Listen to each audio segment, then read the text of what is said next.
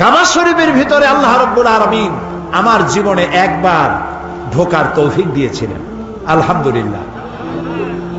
আমার চোখের সামনে অনেক রাজা বাদশা আমার চোখের সামনে ঢুকছে, জীবনে বহুবার আল্লাহ নিয়েছেন। বাইরে দাঁড়ায় এতিমের মতো কাঁদছি যে আল্লাহ এই ঘরটার মধ্যে যদি একবার ঢুকতে পারতাম। কুয়েত এবং ইরাকে যেবার যুদ্ধ বাঁধলো, সেই যুদ্ধের মীমাংসা বৈঠক আহ্বান করলেন বাদশা ফাহাদ। তাতে পৃথিবী থেকে 400 মেহমানদেরকে দাওয়াত দিলেন মীমাংসা বৈঠকে। কেমনে কেমনে আমার মতো একটা ভাঙ্গাছেড়া মানুষও দাওয়াত পাইল। আমি তখন যখন প্লেনে উঠেছি, তখন আমার মনের মধ্যে একটা চিন্তা হলো, সারা জীবন যে আশাটা করতেছিলাম আল্লাহ যদি এইবার এটা পুরো করতেন। আমাদেরকে হোটেলে নিয়ে জায়গা দেওয়া হলো। এশার নামাজের পর একটা ব্রিফ কেস দিল সমস্ত মেহমানদেরকে। ব্রিফ কেসের ভিতরে কাবা শরীফের গেলাপ পাইলাম, আতর পাইলাম, জায়নামাজ পাইলাম, আর পেলাম অনুষ্ঠান সূচি। অনুষ্ঠান সূচিতে লেখা 3 দিনের সমাপনী দিবস, 3 দিন কনফারেন্সের শেষ দিন, ওটা বৃহস্পতিবার দিবাগত রাত।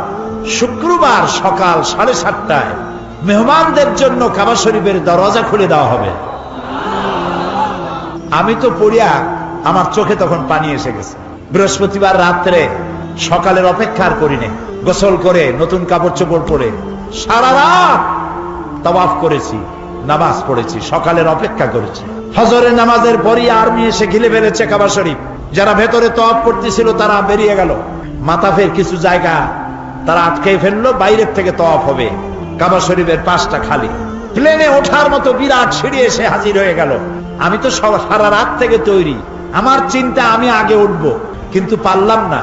তৎকালীন আজাদ কাশ্মীরের প্রেসিডেন্ট সর্দার আব্দুল কাইয়ুম উঠে পড়লেন আগে।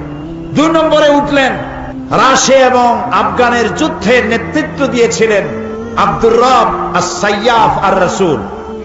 তিনি আফগান মুক্তিযুদ্ধের সর্বাধিনায়ক, তিনি উঠলেন। 3 নম্বরে আল্লাহ তার গোলামকে চান্স করে দিলেন। ভিতরে ঢুকে তখন তো আর কাবা একদিকে নাই, চারদিকে কাবা।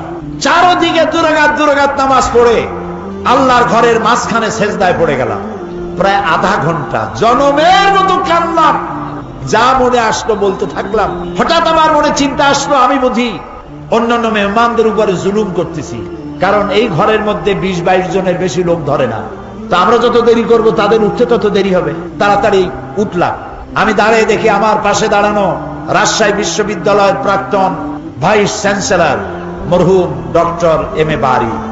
বুড়া মানুষ, সাদা দাড়ি, চোখ দিয়া বদনার নালের মতো পানি পড়ছে, দাড়ি ভিজে ভিজে পড়ছে।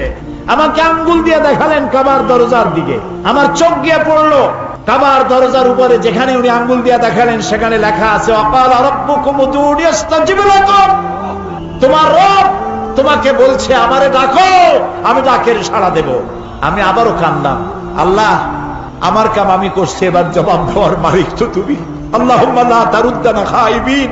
ওর নিচেই দেখি লেখা সূরা কুরাইশ, ফালিয়াবুদু, পুরা সূরা লেখা ফালিয়াবুদু রাব্ব হাযাল বাইত। আমার কাছে মনে হলো যেন আল্লাহ তাআলা কুরাইশদের হাত ধরে বলতেছেন, বেটারা ক্ষুধার সময় যদি খাবার চাও আর ভীতির সময় যদি নিরাপত্তা চাও, ফালিয়াবুদু রাব্ব হাযাল বাইত, এই ঘরের মালিকের ইবাদত কর। কোন ঘর? বাইতুল্লাহ।